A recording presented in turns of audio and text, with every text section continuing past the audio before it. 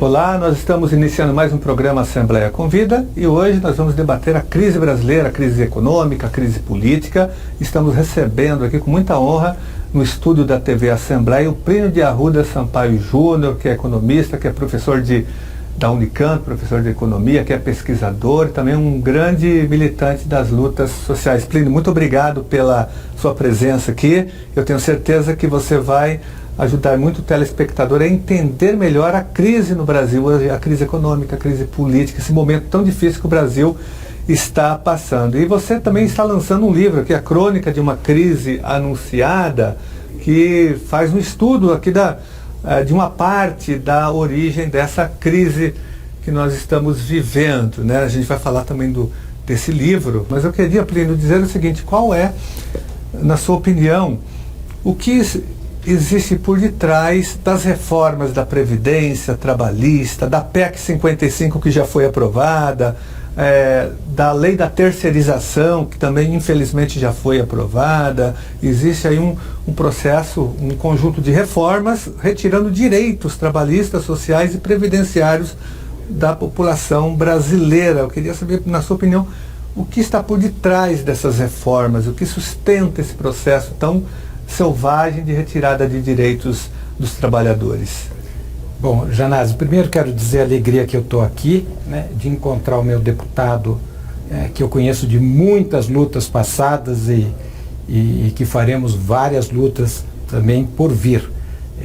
Dizer que eu acho muito importante a gente usar os espaços que a gente tem, como por exemplo a televisão aqui da Assembleia, para discutir a realidade brasileira.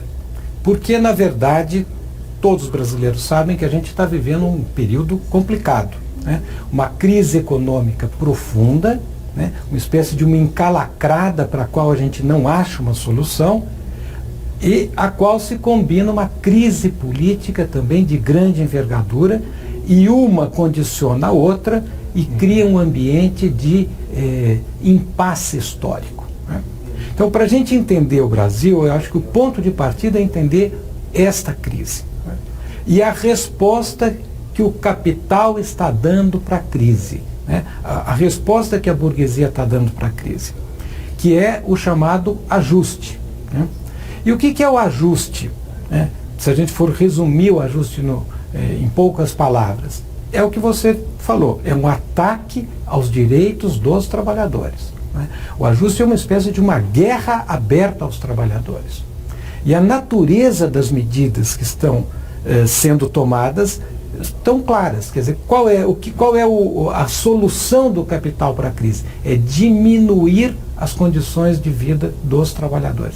É diminuir o patamar mínimo de civilidade que foi conquistado duramente pela luta dos trabalhadores brasileiros. Esse é que é o objetivo.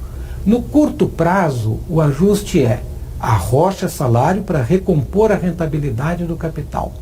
Cria negócios para o capital num ambiente de crise. Como é que eu crio negócios em ambiente de crise? Faço um negócio que já sei que dá certo. Privatização. Por exemplo, a privatização da Previdência. Porque quando o governo diz, estou fazendo uma reforma da Previdência, não é verdade, né, Janásio? Porque a gente faz reforma para melhorar, né? Você fala, puxa, a reforma é um transtorno, mas depois vai melhorar. Mas não é o que eles estão fazendo. Não é para melhorar. Estão fazendo um desmantelamento da Previdência. É para acabar com a Previdência como direito. Transformar a Previdência numa espécie de bolsa velhinho, né? Então, este é o sentido das medidas no curto prazo. Arrocha salário, cria negócios pela privatização e cria negócios pela dívida pública, né? Então você tem que fazer um ajuste fiscal monumental para tirar dinheiro de política social, para transferir esse dinheiro para sustentar os credores do Estado. Isso é no curto prazo. E no longo prazo, o que se pretende? Se este ajuste der certo, qual é o Brasil que nós teremos daqui a 10, 20, 30 anos? É um Brasil onde se rebaixou as condições de vida dos brasileiros, se esvaziou a soberania do Estado e se especializou a economia brasileira na divisão internacional do trabalho. Então, é isto que explica, digamos, a lógica do ajuste. E os conflitos terríveis que surgem desta lógica. E isso, Plínio, então na verdade é uma política a longo prazo, tanto é que foi aprovada a PEC 55, agora a emenda constitucional número 95, que congela os investimentos sociais por 20 anos. Você imagina o que é congelar os investimentos sociais por 20 anos, Janazzi? Ou seja, como diria minha filha, é sem noção. Mas o sentido tem que ser claro e os brasileiros têm que compreender isto. Qual é o sentido?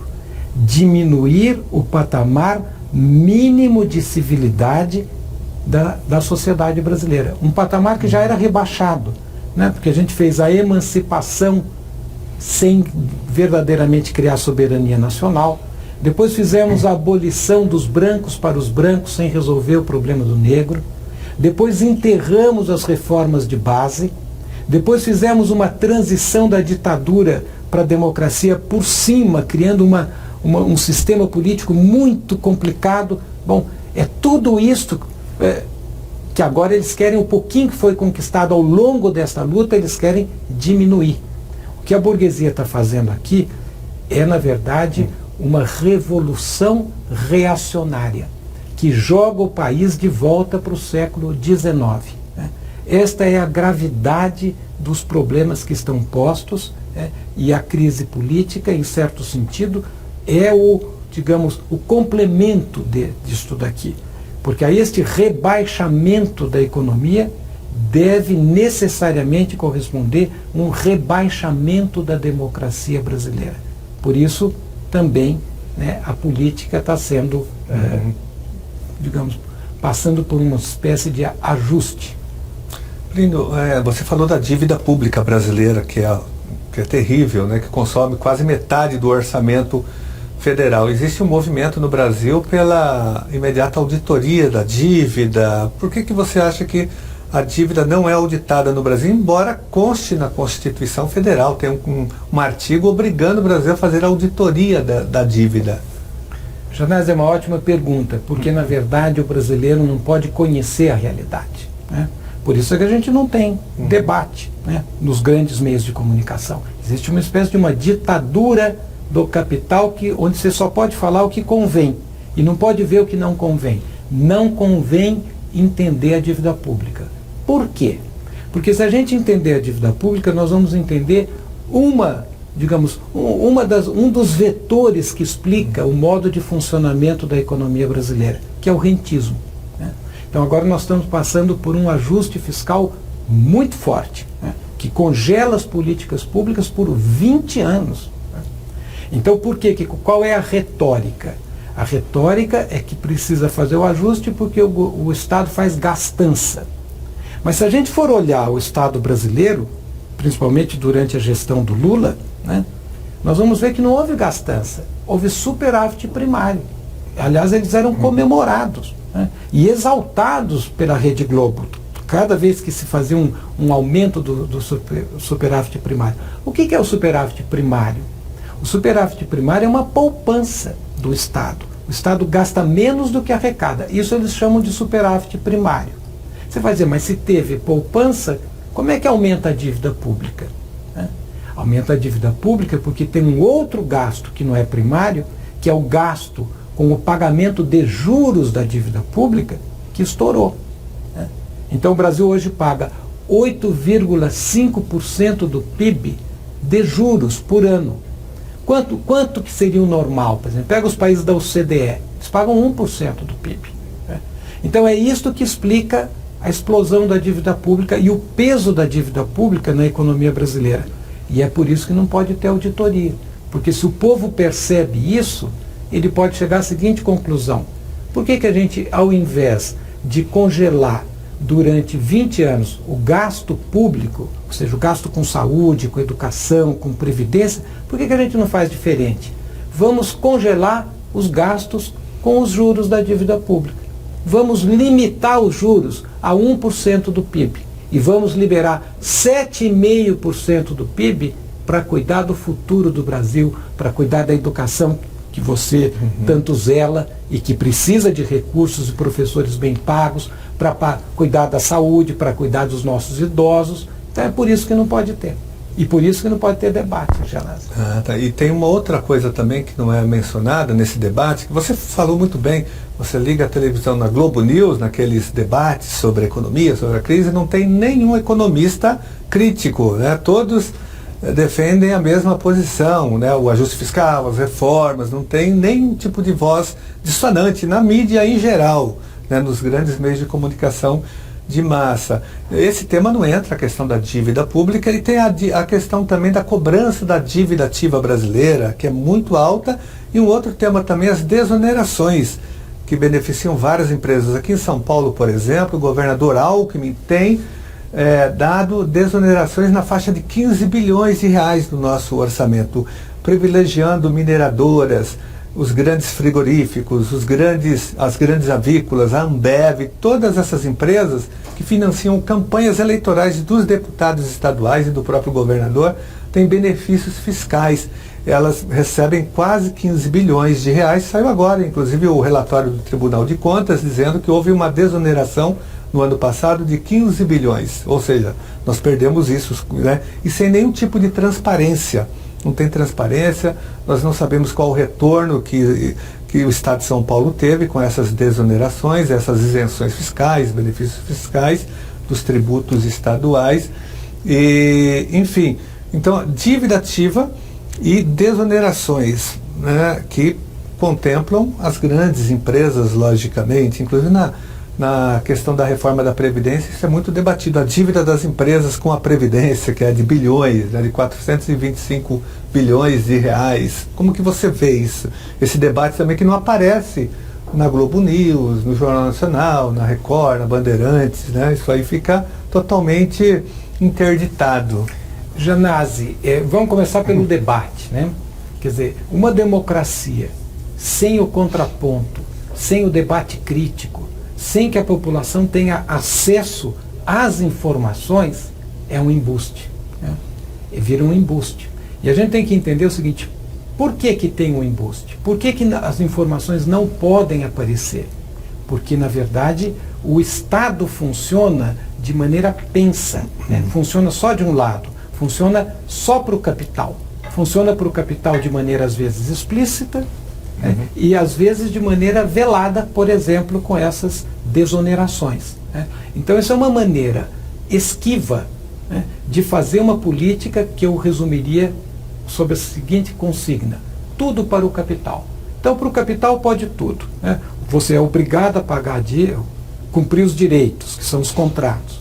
Mas com os trabalhadores que se aposentam, não. Você pode suspender o direito, né? Para o capital sempre tem dinheiro, tem até um extra, que é a desoneração, né?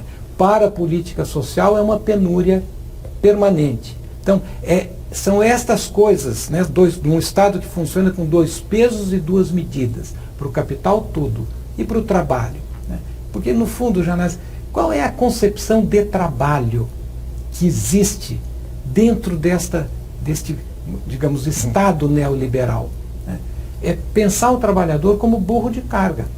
Aliás, o Temer tem uma frasezinha quando ele chegou no governo, né, que ele falou: não, ninguém tem que ficar falando em crise, tem que trabalhar.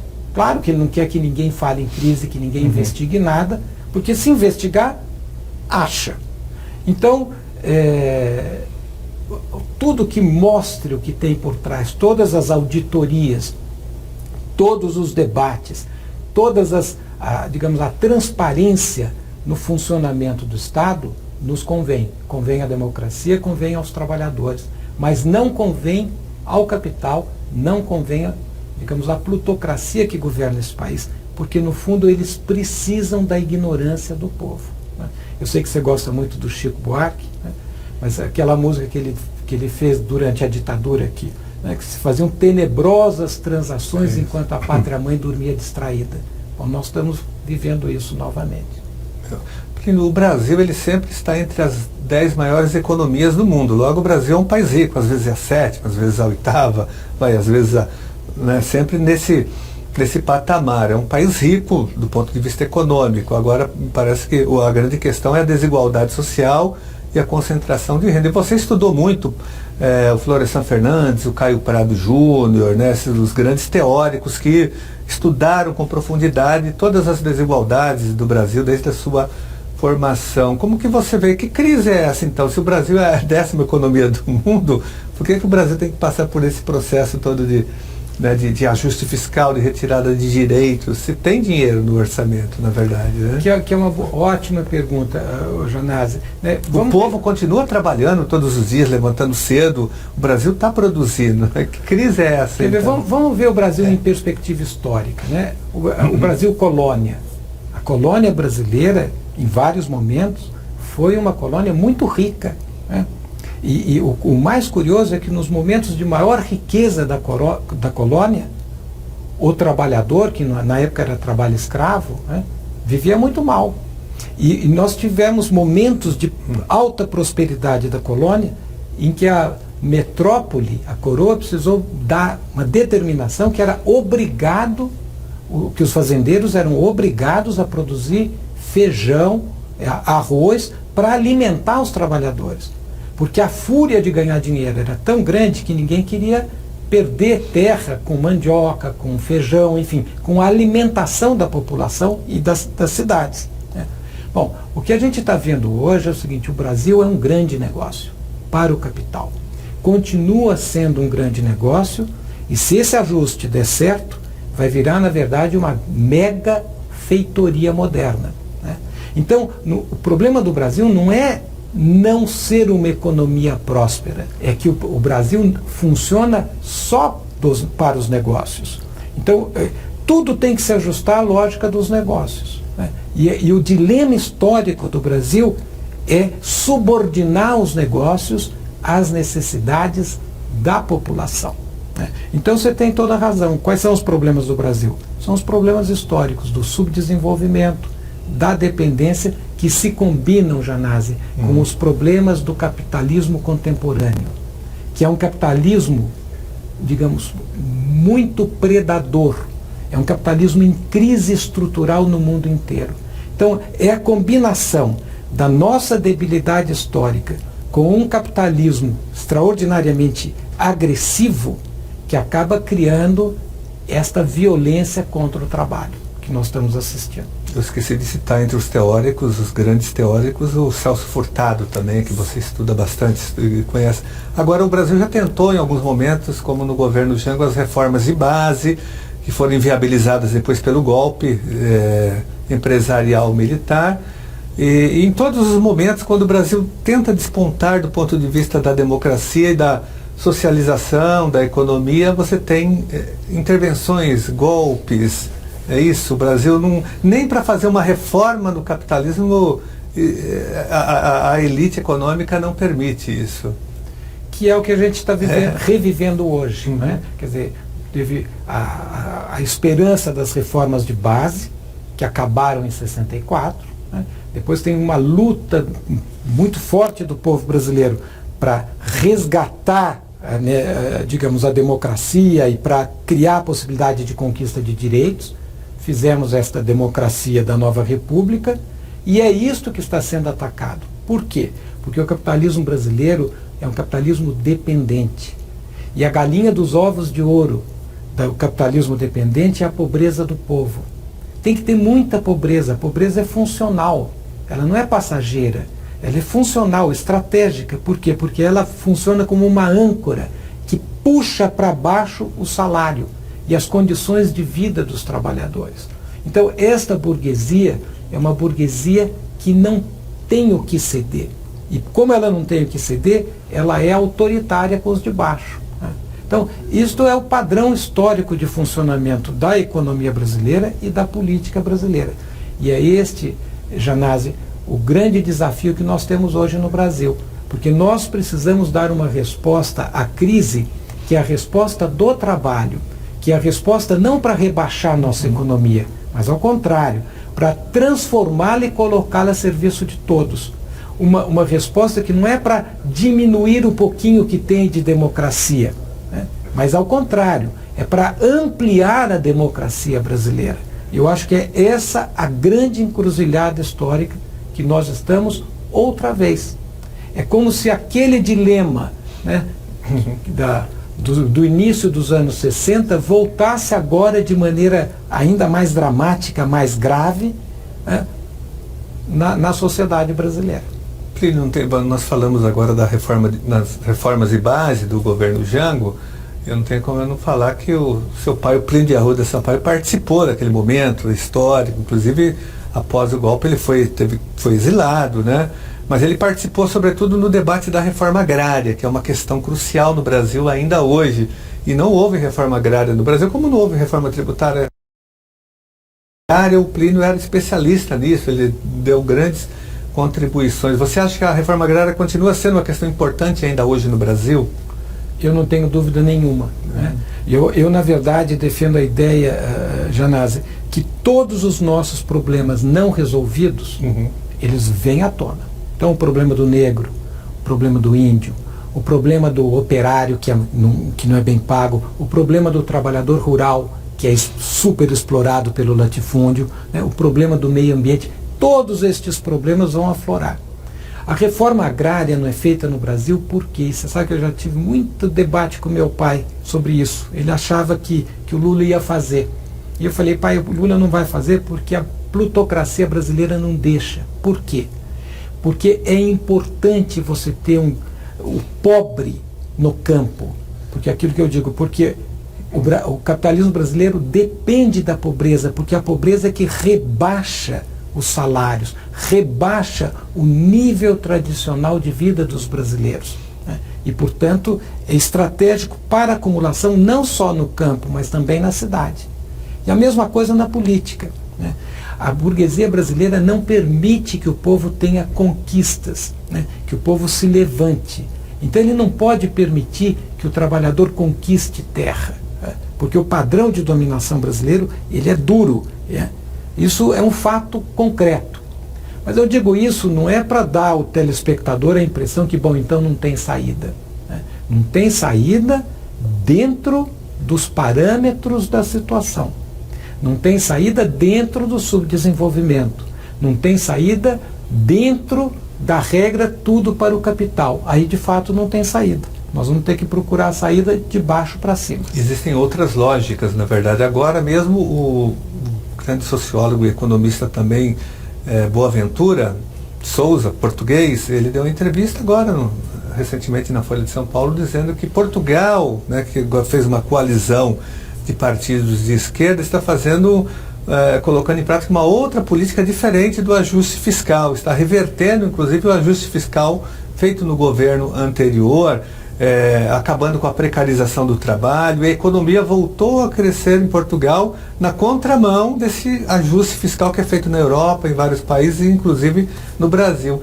E por ironia tem muito brasileiro indo para Portugal agora, até brasileiro que defende o ajuste fiscal aqui, mas foge do Brasil e vai viver em Portugal, onde tem uma coalizão de esquerda colocando em prática um outro modelo de organização da sociedade e um outro modelo econômico, sobretudo.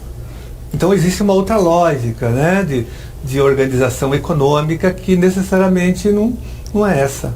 Faz parte do discurso neoliberal, do ajuste, faz parte desta ordem, não só a ignorância. Né? Falar o que não pode escutar, mas também falar o que tem que ser. Por exemplo, a ideia de que só existe uma solução. É o discurso único. É o discurso único, o pensamento único, ou fazemos o ajuste ou o dilúvio. Não, o ajuste é o dilúvio para a classe trabalhadora. Nós temos que procurar outro caminho.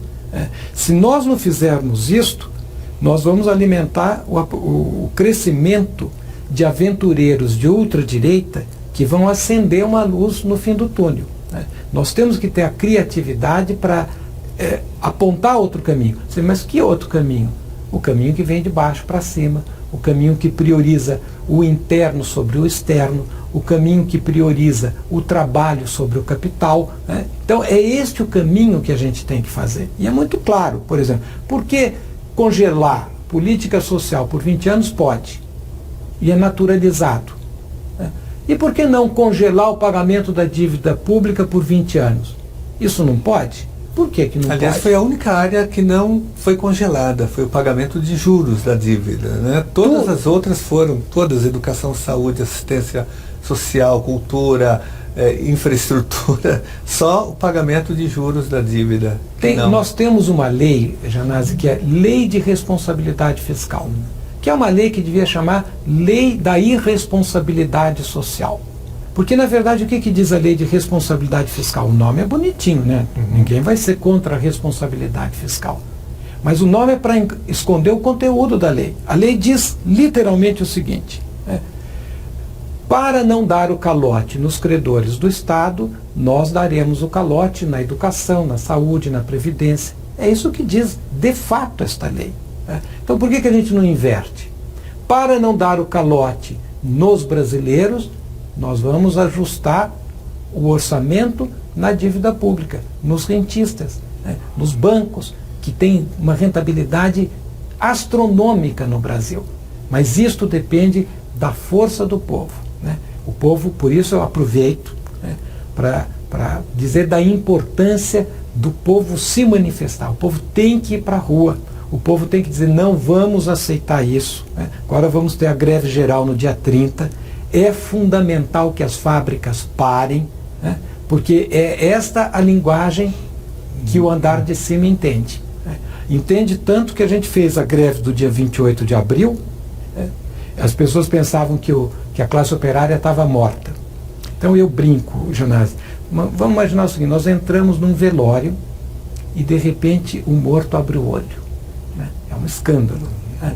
No dia 28 de abril, a classe operária falou: não, nós estamos vivos, nós existimos. Foi o suficiente para derreter o governo Temer. Porque a base de sustentação do governo Temer parlamentar, que até então era invencível, entrou em pânico. Então, o povo tem que estar de cima. Organizem-se, vão à luta, porque a solução para o Brasil tem que vir de baixo para cima.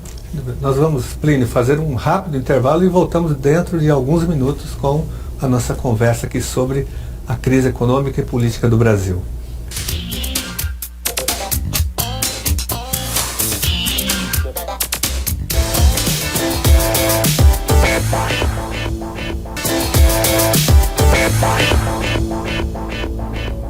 Olá, estamos de volta com o programa Assembleia Convida e hoje o nosso debate é com Plínio de Arruda Sampaio Júnior. Plínio, está lançando aqui o livro Crônica de uma Crise Anunciada, um livro que você aqui faz uma retrospectiva histórica, né, da economia nos tempos do PT aqui, do lulopetismo, né, de um momento histórico que nós chamamos de conciliação de classe, que foi o que o PT fez. Agora, queria fazer uma pergunta para você muito direta. Você que foi um dos fundadores do PT também, nós fomos do PT durante tantos anos, ajudamos a construir o PT, somos mais. Mas o PT cumpriu um papel histórico importante num determinado momento da história do Brasil. Agora, o PT começou a fazer também ajuste fiscal já no primeiro governo do Lula, teve reforma da Previdência contra os trabalhadores, teve a manutenção de uma política econômica do Fernando Henrique Cardoso, de juros altíssimos, o próprio Henrique Meirelles, hoje o ministro da Fazenda, que está o mentor das reformas contra o povo brasileiro, foi indicado pelo Lula durante 8 anos como presidente do Banco Central, e agora recentemente, antes da Dilma sair, o Lula queria que ele fosse o ministro da Fazenda. Então, eu diria para você, o PT errou ou o PT cometeu algo mais grave que se chama traição de... Olha, Janazzi, porque o PT ele foi criado por nós para fazer transformações sociais, combater as desigualdades sociais e fazer reformas estruturais de fato, e não para fazer conciliação de classe. Então eu queria fazer essa pergunta muito direta, porque você conhece, você escreveu textos aqui no calor da hora. São textos, são coletâneas de textos que você escreveu em cada momento do governo Lula, do governo Dilma. Então o livro é uma crônica dos 13 anos, né, dos governos do PT. Né? E por que publicar a crônica? Para a gente, primeiro, ver as responsabilidades do PT na crise econômica e política que nós estamos vivendo e não repetir o erro do PT. Eu vou começar pelo erro do PT. Nós somos velhos companheiros do início do PT. Eu acho que existe PTs e PTs. né? O PT originário era um PT que veio com a esperança de transformar o Brasil, que era a ideia do Lula, né? A esperança vencer o medo, né? O PT que chegou ao governo era um PT que se adequou às estruturas existentes. Então, o PT, na verdade, não criou correlação de forças para transformar o Brasil. E quando ele chega no Estado, ao invés dele mudar o Estado, ele é mudado pelo Estado e ele se transformou num partido convencional, né, comprometido com a ordem.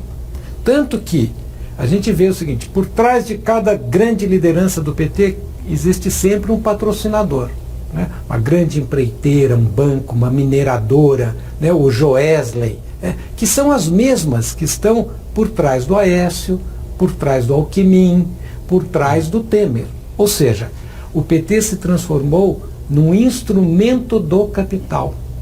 E eu vou usar aqui uma palavra forte, Janazzi, mas o nosso tempo é curto, né? E o importante, eu acho, das conversas é a gente suscitar o debate, né? Para ver se o nosso telespectador fica com minhoca na cabeça para falar: será que é isso, será que não é? O que é, na verdade, o papel do PT, né? E o papel do Lula, né?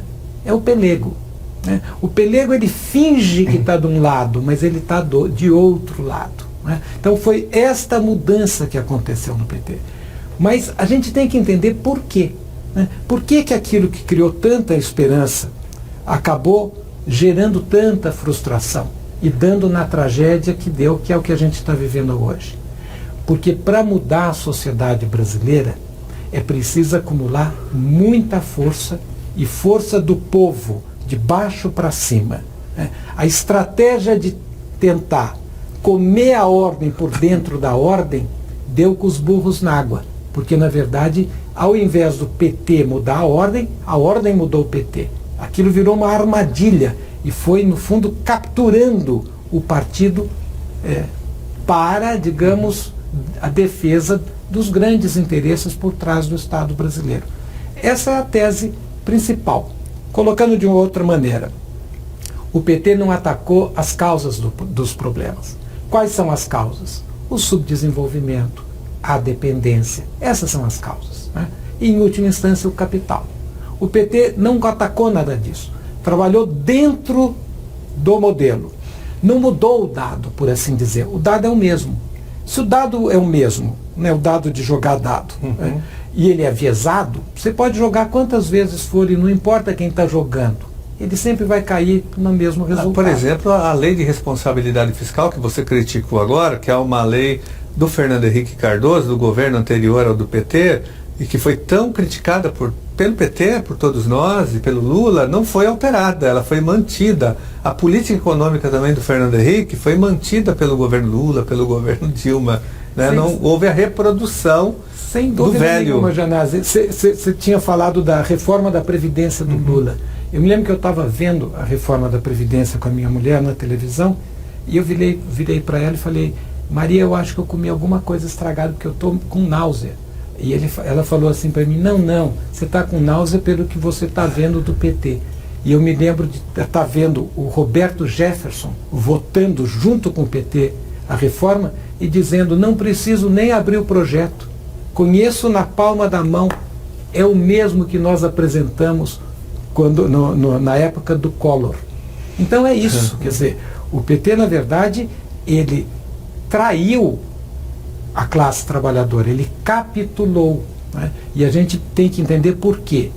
Porque ele não foi à raiz dos problemas e não criou força política para ir à raiz dos problemas. Agora, quando você fala do PT, essa traição de classe foi uma traição das cúpulas do PT, das direções do PT, não da base, não do eleitor, lá do militante da base, não, né? Você também entende isso, que uma coisa das direções, de quem comanda o partido? Eu tenho o maior respeito pela base do PT, que é uma base aguerrida, que eu conheço bem e que até hoje eu tenho admiração, né? Mas, na verdade, eu não tenho nenhuma crítica à base do PT, e muito menos ao eleitor, né? Na verdade, isto foi um movimento da cúpula partidária e que demorou muito tempo para a base compreender, uma parte já compreendeu, a outra não compreendeu, mas de qualquer maneira se toca num outro ponto. Se nós não tivermos uma reconstrução da esquerda, Janazzi, o povão, na verdade, não tem alternativa. Ele pode votar no muito ruim, que é o Lula, ou no pior ainda, que é o Aécio. E entre o ruim e o menos ruim, o povão vai ficar com o menos ruim. Nós agora, na esquerda, precisamos construir a possibilidade do bom, que é isso que eu digo. O que seria a possibilidade do bom? É uma resposta democrática, nacional digamos, que contemple o interesse do conjunto dos trabalhadores para esta grande crise econômica, que não é só brasileira, que é uma crise mundial, e para esta grande crise política que nós estamos. Vou te dar o exemplo da crise política. O que é esta briga política? Então eu vou tentar vamos tentar organizar isso daqui. Eu acho que, porque é uma briga de cadeirada, todos batendo em todos. Você diz, não, mas qual é a lógica disso? Eu acho que tem dois vetores aqui na crise política. Tem o vetor do estanca-sangria, que eu vou chamar o partido do estanca-sangria, que juntam todos os partidos, do PT até o DEM. Todos estão juntos. Então eles brigam, mas quando é para assar a pizza, estão todos juntos. E tem o partido que eu vou chamar do Fora Todos, que é o partido do Janot, do Fachin, do Moro e da Rede Globo. Essa que é a briga política. Agora, o que tem por trás disto? Tem a exaustão da nova república. É uma crise estrutural. A esta nova economia deve corresponder uma nova política. Então, o que o capital está fazendo? Está destruindo o sistema político brasileiro. A Constituição de 88, o sistema representativo, os partidos e as lideranças. Mas em nome do quê? Do combate à corrupção. Mas veja bem, Janazzi, o combate da corrupção do Janot, ele só chega até um ponto. Porque a causa da corrupção não é tocada. Qual é a causa? O capital, as empresas. Então o burguês sai por delação, o capital sai por leniência. Eu estou falando isso para a gente voltar para a esquerda. Se nós não tivermos uma outra alternativa, nós ficamos encalacrados. Ou flertamos com esta resposta reacionária do Lava Jato, porque elimina toda a política, e não deixa nada. Aumenta o poder do capital sobre o Estado. Ou nós vamos ter que compor com o Lula e com o Jucá. Então, nenhum nem outro. Nós temos que achar uma resposta que não é a resposta nem de reduzir dramaticamente a democracia, nem de defender uma democracia corrupta, mas, na verdade, de ampliar a democracia de baixo para cima. Ou seja, nós temos que buscar uma nova alternativa ao PT, não podemos mais depender do lulismo, do PT, nós temos que ir além, porque o Lula já cumpriu a sua função histórica e o PT também, não é isso? Agora já não dá mais, agora é outro momento histórico, nós temos que criar novas forças progressistas na sociedade. Acho que essa é a única saída para o povo brasileiro, até porque o PT também enterrou toda a esquerda, ele afundou, mas ele leva junto, com ele toda a simbologia da esquerda brasileira, Sem dúvida isso é nenhuma. péssimo porque prejudica outros segmentos que são de esquerda e que não compactuaram e foram críticos a essa atuação do PT, a política econômica, a política de alianças, ao lulismo, a tudo o que aconteceu durante os 13 anos que você bem analisou aqui nos seus textos. Que é exatamente isso, Janazzi, porque o que é o PT? O PT é a esquerda da ordem, a esquerda do establishment e a esquerda do status quo. Como o status quo impõe uma redução do patamar de civilidade da sociedade brasileira, o máximo que o PT pode falar é o seguinte: comigo é mais devagarzinho, comigo é um pouquinho menos intenso, eu vou diluir no tempo. Até porque a Dilma estava fazendo ajuste fiscal também, aquele segundo ministério dela, ela deu um golpe também pós-eleição, quando ela monta um ministério de direita com Kassab, Cátia Abreu, o Joaquim Levy, Ali começa um grande ajuste fiscal, o Nelson Barbosa já falando numa reforma da Previdência, né? Aquele projeto de lei, o 257, de renegociação das dívidas dos estados com a União, com o BNDES, já impondo congelamento de salários para os servidores estaduais, a manutenção da DRU, e com aumento, ela aumentou de 20% para 30%, isso é Dilma ainda, né? Ela mexeu também, já reduziu o seguro-desemprego, tudo na gestão dela. Então o ajuste já começou com ela. No fundo, desde o início do governo Lula, desde a Carta aos Brasileiros, a agenda do governo, dos governos do PT, é a agenda do capital. Agora, a agenda do capital, quando o capital está crescendo, permite alguma política assistencialista, né? A agenda do capital, em momentos de retração, de crise, impõe o ajuste draconiano. Mas o que eu tento mostrar aí é que o PT sempre esteve na agenda do capital. Em nenhum momento ele escapou da agenda do capital, né? E por isso, e essa é a responsabilidade que ele tem na crise. A crise é maior do que o PT, né? A responsabilidade do PT é que ele, primeiro, não mexeu no subdesenvolvimento, não mexeu na dependência e agravou a vulnerabilidade da economia brasileira às vicissitudes da economia internacional. Então, quando a crise internacional chega, e que o Lula falou que era uma marolinha, quando é provavelmente a maior crise da história do capitalismo, o Brasil está completamente desprotegido para se defender deste ambiente adverso, né? E o que faz a Dilma? Pula no colo do capital, começa o ajuste. Ao fazer o ajuste, ela aprofunda a recessão que já estava inscrita no movimento da economia. E perde todo o apoio popular também, porque é uma traição ali também. Ela foi eleita com um programa, com um discurso, e quando assume o seu segundo mandato, ela implanta um outro, com o Joaquim Levy na economia, algo totalmente antagônico ao programa apresentado. Ela fez um estelionato eleitoral, né? Por exemplo, eu me lembro de você, Janazzi, né? O primeiro problema que você teve no PT foi porque é o seguinte: eu não posso votar uma lei da Marta Suplicy, que mudava a forma de fazer o orçamento para a educação. Eu não posso votar. É que na prática ela reduziu o investimento em educação na cidade de São Paulo em 2001. Exato. Isso quer dizer, como é que eu posso votar isso se nosso compromisso histórico era de ampliar e o meu compromisso com os meus eleitores era de, digamos, defender o investimento na educação. Mas com a história do PT mesmo, então, né? Com Paulo Freire, Florestan Fernandes, o setor que militava na área da educação sempre defendeu uma ampliação do investimento em educação. E a Marta Suplicy, quando lançou aquela proposta de reforma da lei orgânica municipal, ela reduzia na prática de 30% para 25%. Então, eu não tinha outra saída a não ser votar contra essa proposta. Mesmo sendo do PT, eu votei contra o PT, porque era um absurdo aquilo. Você não poderia trair a tua história, seria um estelionato, digamos, com você mesmo, né? Diga só en passant. Como aconteceu também depois. A história mostrou, Janazzi, a história, agora nós temos quanto tempo disso? Quase 16 anos. A história mostrou a trajetória dos dois que estavam em combate. A tua, que continuou na trincheira em defesa da educação e dos trabalhadores, e a patética história da Marta Suplicy, que terminou, né, defendendo na a reforma bancada do trabalhista, Temer, atacando os trabalhadores, né? Então, eu concordo plenamente com você, né? O estelionato eleitoral da Dilma é um dos fatores da crise política brasileira. Por quê? Porque desmoraliza os políticos e os partidos, né?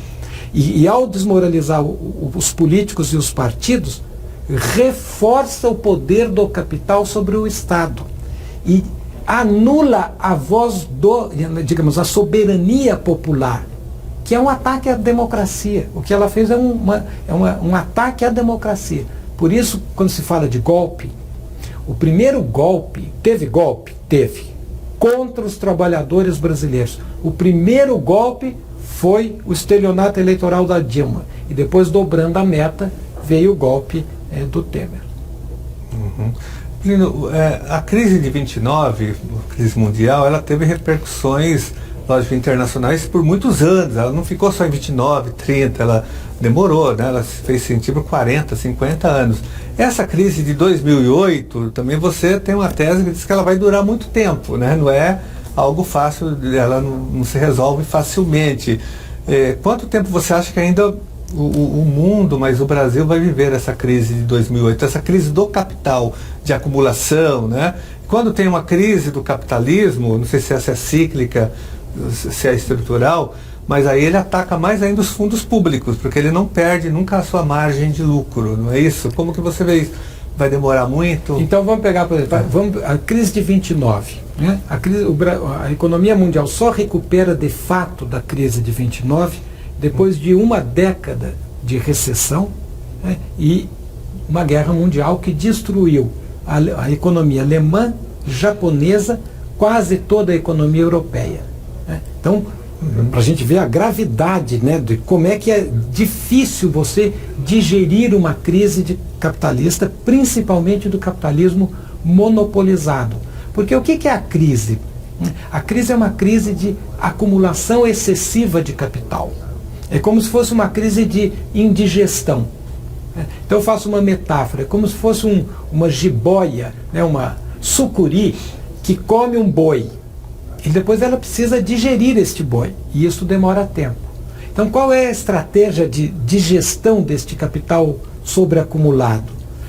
Dilui no tempo, joga no tempo. E a segunda estratégia passa o mico para o vizinho. Então nós aqui na periferia sofremos a crise de maneira dobrada. Porque desde que começou o ajuste neoliberal na crise dos anos 80, depois aprofundado pelas reformas liberais que começa pelo Collor, que é consolidada no Plano Real do Fernando Henrique e que depois é continuada e aprofundada pelo Lula e pela Dilma. Bom, então esta reforma liberal ela fragiliza ainda mais a economia brasileira. Então, voltando para a crise. Então, nós estamos muito despreparados para assumir, digamos, para nos defender da crise. Quanto tempo vai demorar?